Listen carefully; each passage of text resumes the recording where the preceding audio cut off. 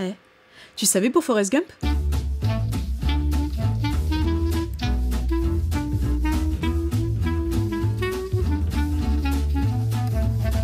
Déjà, Forrest Gump, avant d'être un film réalisé par Robert Zemeckis, c'est un livre de Winston Groom dont l'histoire est très différente de celle du film. Dans le livre, c'est un homme loin d'être débile, étant donné qu'il devient champion d'échecs et qu'il part même dans l'espace, mais ce qui est intéressant, c'est que le film laisse beaucoup plus de place au développement des personnages secondaires, ce qui est vraiment pas commun pour une adaptation. En fait, le scénario était tellement atypique dans sa construction que peu de gens y croyaient dès le départ. Eric Ross, qui l'a adapté, a vraiment brisé tous les codes. Parce qu'il n'y a pas de vrai méchant ou de but précis. Mais Tom Hanks, il était grave emballé. Du coup, il accepte de jouer Forrest sans être payé. Enfin, sans être payé, c'est vite dit. Il a signé ce qu'on appelle un back-end deal. En gros, ça consiste à baisser son cachet pendant la production contre un pourcentage des recettes brutes au box-office. D'ailleurs, ça peut se calculer en points ou en pourcentage selon comment c'est négocié. Et dans son cas, ça a très bien payé vu que le film lui a rapporté plus de 65 millions de dollars. C'est absolument fou quand tu sais que c'est même au-dessus du budget de la production de l'époque qui était de 55 millions. Pour ce qui est de son interprétation de Forrest, dites-vous qu'il s'est inspiré de lui plus jeune. Pas lui, mais de l'enfant qui jouait Forrest, Michael Connor Humphreys. Un petit gars qui venait directement du Mississippi spécialement pour l'audition, et qui avait une manière de parler bien particulière. En fait, il avait une intonation de voix tellement marquée et atypique, même pour un accent du Sud, que ça a littéralement donné le ton à Tom Hanks pour sa version de Forrest. Et c'est plutôt fou, mais quand il a atteint sa majorité, Michael s'est engagé dans l'armée. Tout comme l'a fait le personnage de Forrest. Il en parlera quelques années plus tard en interview, mais il y a effectivement un lien entre le film et sa volonté de rentrer dans les rangs. D'ailleurs, on vannait beaucoup là-dessus avec le surnom de Gump, ça l'a pas mal saoulé. Même si j'imagine qu'il a su leur envoyer la balle. Le tennis de table. Parce que Forrest, il fait des compétitions de... Vous l'aviez totalement. Vous l'aviez totalement, d'accord, ok. Ok. Alors, le ping-pong. En fait, aucun match n'a vraiment eu lieu. Je sais, moi aussi j'aurais aimé vous montrer des images de Tom Hanks qui sue à grosses gouttes pendant des entraînements intenses au fil des mois, mais il a juste bien fait son travail de comédien, à savoir jouer sans jouer. Ce qui était moins évident à gérer pour le joueur d'en face, Valentino, qui lui n'était pas comédien mais un vrai champion de tennis de table. Et vu que le rythme de l'échange entre eux était assez soutenu, ils ont dû utiliser un métronome pour garder la cadence. Ça va tellement vite que Tom Hanks avait pas le temps de cligner des yeux. Pour vous donner une idée, dès qu'ils entendaient le cliquetis, qui allait de plus en plus vite, ils savaient qu'ils devaient frapper la balle de plus en plus rapidement. Enfin plutôt l'hypothétique balle rajoutée par ILM. Pour la créer, les techniciens d'ILM, oui, encore eux, ont dû l'animer par rapport au coup à l'image. Mais bon, chez ILM, ils en sont pas à leur coup d'essai. La porte, c'est par là. C'est ça? Ouais, super, merci beaucoup. Surtout dans un film comme Forrest Gump qui grouille d'images d'archives. Et où historiquement, Tom Hanks a pas pu se taper l'incruste, vous vous en doutez. Par exemple, pour la poignée de main avec Kennedy, ils ont remplacé une femme qui lui serrait la main dans la vidéo d'origine par Tom Hanks. Dit comme ça semble simple, mais c'était un vrai challenge. En particulier pour lui faire secouer la main quand il la serre. Donc ils ont dû tourner sur un fond bleu pour pouvoir l'isoler. Ce qui pour l'époque était pas si courant. Et Tom Hanks avait des références sous forme de traits blancs comme des marques un peu partout autour de lui, pour savoir où mettre ses mains et où regarder. Pendant ce temps-là, Robert Eken s'assurait qu'il rentrait bien dans les clous. Même si franchement il chie un peu dessus, parce que c'était vraiment très timé et au millimètre près. Donc ils ont dû ajuster sa main pour qu'elle tombe pile poil dans celle de Kennedy, sur un ordi qui à l'heure actuelle serait incapable de faire tourner les Sims. Comme quoi. Alors que pour la scène de la médaille avec Lyndon Johnson, ils ont fait l'inverse. Ils ont repris la tête de Johnson sur la séquence d'archives, et ils sont venus recréer le décor de la vidéo en studio, pour ensuite traquer sa tête et la poser sur celle du comédien. En même temps, ça aurait été compliqué de trouver une image de Johnson qui regarde un cul en direct. Bref, et d'ailleurs le journaliste qu'on voit avant qu'il lui remette la médaille, c'était pas du tout un acteur mais un touriste qui venait d'Atlanta. En fait le jour du tournage, ils étaient devant le Capitol Hill et à la dernière minute, l'acteur qui devait jouer le journaliste leur a fait faux bon. Donc il s'est fait alpaguer comme Forrest pendant la manifestation et on lui a demandé de lire quelques lignes. Bah justement quand Forrest joue les touristes et qu'il se retrouve devant le Washington Monument, devant des milliers de personnes, le micro s'arrête mais Tom Hanks a quand même voulu rester dans le personnage et aurait dit « Sometimes, when people go to Vietnam, they go home to their mamas without any legs. Sometimes, they don't go home at all. That's a bad thing.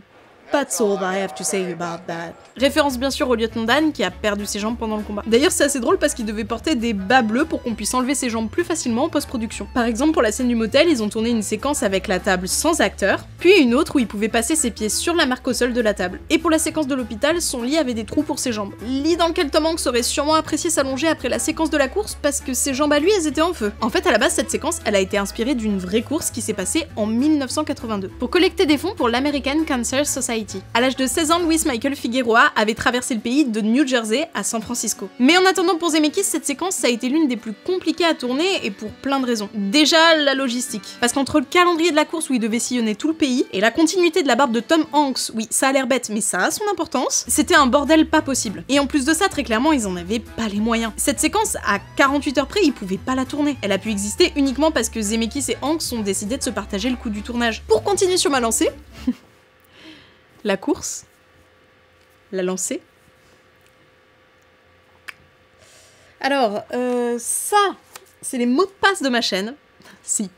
Tenez, j'insiste vraiment, prenez-les. Tom Hanks se tape pas vraiment un sprint dans la mythique course-poursuite. Je suis désolée de casser toute votre enfance comme ça, c'est honteux. En fait, dans un premier temps, ils ont filmé Tom Hanks qui court seul. Ensuite, ils ont filmé la voiture sur le même chemin. Et je sais pas si vous avez remarqué, mais on suit le mouvement de la voiture justement au moment où ils accélèrent et où Tom sort du cadre quelques secondes avant. Tout simplement parce que c'est pas Tom Hanks qui a terminé la course, mais un cascadeur. En revanche, les secondes où on le voit courir sur le terrain de foot en Alabama, c'est bien lui, et en plus, il avait la grippe miskin. Enfin, pas en Alabama, mais en Géorgie, à Savannah. Sur le principe Forest via Greenbow en Alabama. Mais le problème, c'est que ça avait beau être le sud, ça ressemblait pas à la vision du sud qu'ils voulaient montrer. Du coup, ils sont partis en Géorgie, à Savannah, où il y avait beaucoup plus de verdure. Et où ils ont trouvé assez facilement l'emplacement de la maison de Forest. D'ailleurs, l'endroit était tellement grand qu'ils ont pu créer la maison de Jenny comme s'ils étaient vraiment voisins. Et petite parenthèse, mais cette image hyper forte où on voit Jenny s'écrouler devant son ancienne maison, elle a été inspirée de cette peinture, Christine Howard de Andrew Wyeth. En fait, ils avaient tellement de place qu'ils ont même pu tourner les séquences qui se passent au Vietnam. Ils ont recréé un champ avec 20-30 palmiers en plus, et c'est aussi là où ils ont tourné la séquence de la fusillade. Séquence où Forrest sauve toute sa compagnie à bout de bras et qui est inspirée de l'histoire de Sammy Lee Davis. C'était un soldat qui a combattu pendant la guerre du Vietnam, et qui a secouru la plupart de ses camarades malgré le fait qu'on lui ait donné l'ordre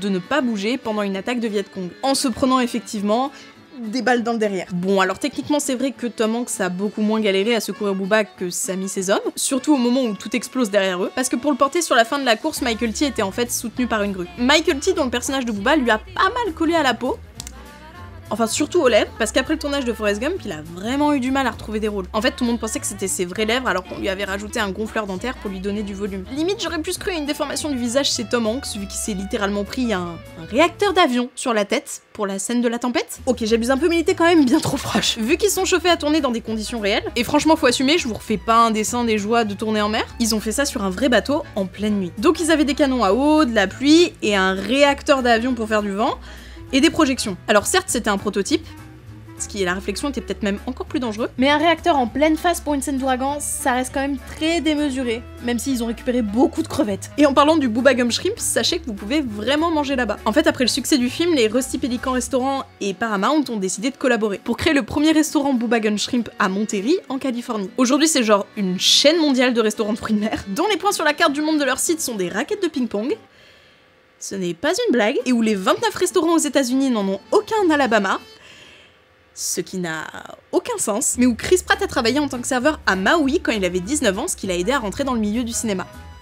Camoulox. Parce qu'un soir, l'une de ses tables, c'était Rae Dan Chong, qui à l'époque était comédienne et réalisatrice, et en lui disant qu'il voulait jouer au cinéma, il lui a proposé un rôle dans son cours Curse Part 3, qui a été son premier rôle. Wouh! Et voilà, c'est tout ce que j'avais à t'apprendre sur Forrest Gump, je viens de me terminer le coup. J'espère que cette vidéo vous a plu, n'hésitez pas à vous abonner, si c'est pas déjà fait, à lâcher un pouce bleu pour me donner de la force, et à commenter avec votre anecdote préférée. N'hésitez pas à me suivre sur les réseaux, que ce soit Instagram, Twitter, enfin surtout Instagram parce que je suis beaucoup plus sur Instagram. Si vous avez surkiffé cette vidéo, n'est-ce pas, vous pouvez la partager sur vos réseaux en me taguant @ClaraRunaway. J'aime beaucoup vous lire, j'aime beaucoup voir vos stories, vos mentions, voilà, ça gonfle mon ego. Non, c'est faux, mais vraiment pour mon travail, c'est très valorisant à chaque fois de voir que vous repartagez à vos proches et tout, ça me fait trop plaisir. J'espère que vous prenez soin de vous, que vous regardez des films, des séries, que vous vous amusez, que vous vivez la vida loca, et moi je vous dis à bientôt sur les réseaux et pour une prochaine vidéo. Ça rime, c'est incroyable. Je vous laisse. Salut à tous. Au revoir. À bientôt. Je disparais. Je disparais. Là, je disparais. Là. Là, je disparais. Là. Là, c'est la disparition. Là. Là, je disparais.